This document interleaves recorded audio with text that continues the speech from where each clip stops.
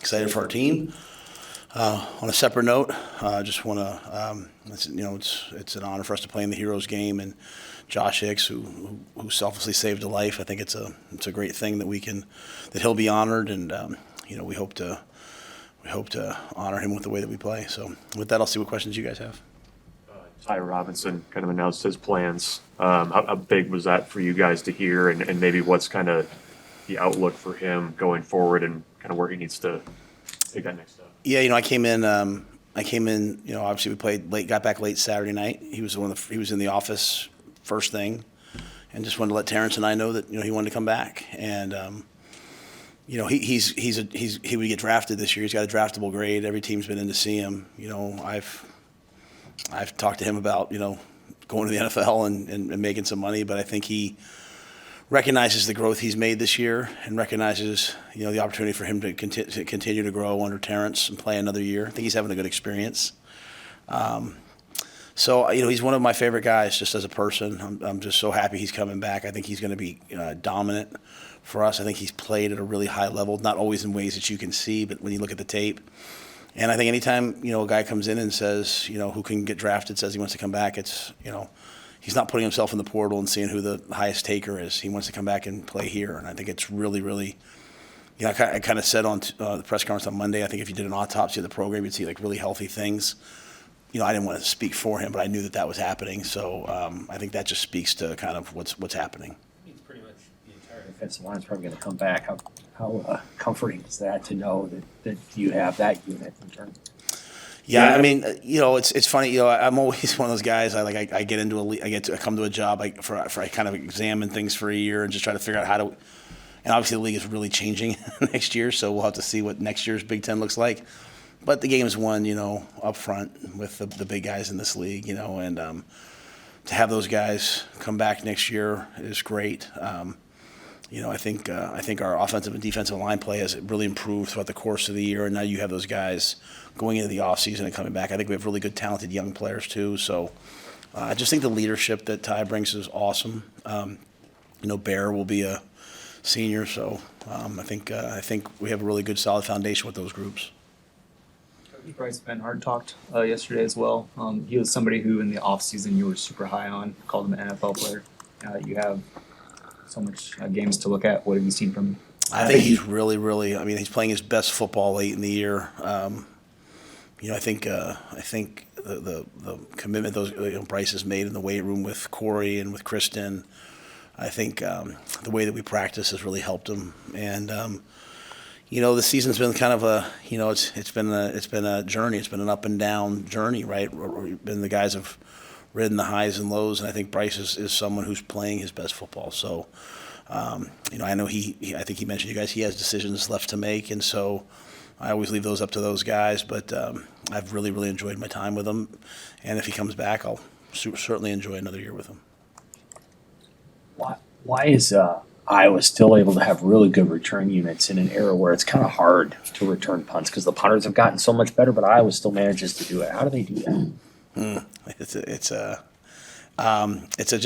It's just a program wide commitment. It's like if you watch them play, they get the ball, they get a couple first downs. If they go down and score, great. If not, they punt the ball down inside your 10. They play great defense. They suffocate you. So their returns, the punt returns are not all equal. Punt returns when they're punting from inside their own 20 give you a chance at great returns. You don't have to worry about the fake. You can double people. You can have a guy drop back. You can, and they come after you. They're trying to block it. So their punt team is so challenging. It's a bunch of different looks and shifts. So it's really impressive when you watch the way that they play. It's just in totality. But obviously, Cooper, I'm so sorry he's hurt, but he's an amazing returner. But every single guy on that team knows how important the punt return unit is. So you look at a lot of our punt returns, they've been, backed up within our own 10, 15, 20. And you want to field those balls and not let the ball run down to the 3. And we've worked at that throughout the course of the year. As we grow, the key is to make them punt from there 15 and 20, where you don't have to worry about them faking. You can be more return oriented. You can go after the blocks. I think we have a dynamic young returner in Ethan. I think he's really going to grow.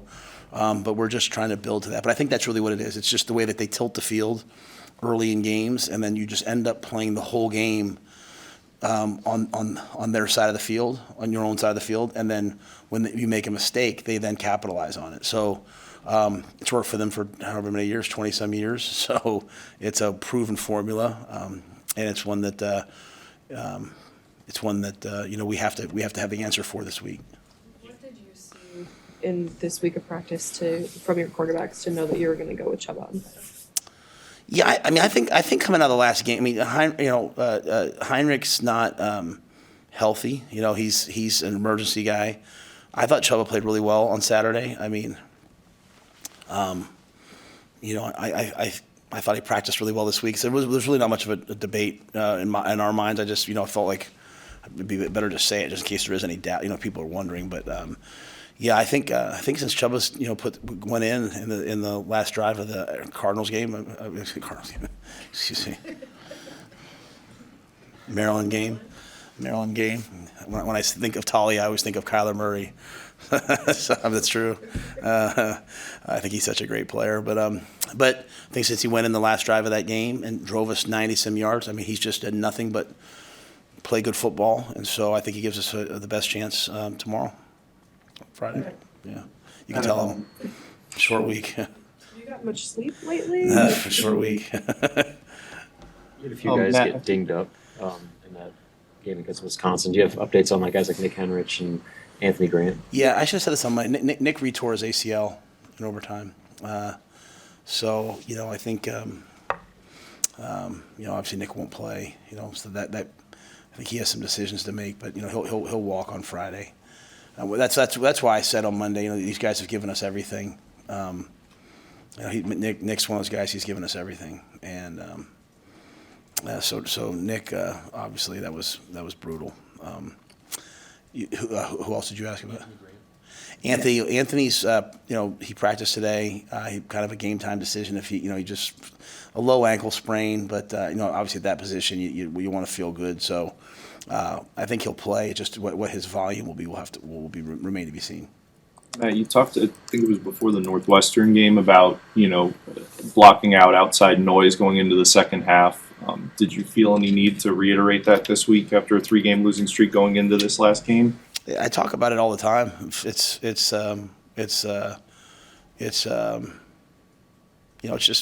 part of football nowadays, right?